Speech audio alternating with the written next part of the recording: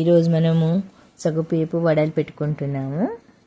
ఏ విధంగా అంటే నేను గ్లాస్ సగ్గుబియ్యాన్ని తీసుకున్నాను. అదే గ్లాస్తో 7 గ్లాసులు వాటర్ వేసుకుంటున్నాను.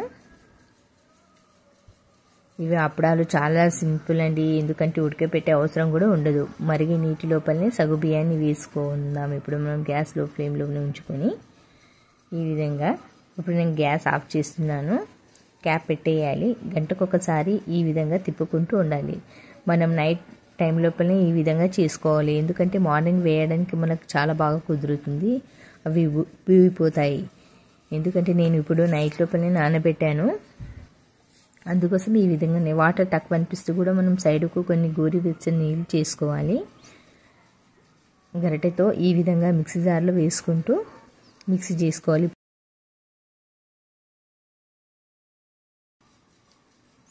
ఈ విధంగా మొత్తం మిక్సీ పట్టుకుందాం. ఇప్పుడు ఇందు లోపల రుచికి సరిపడినంత ఉప్పు వేసుకుందాము.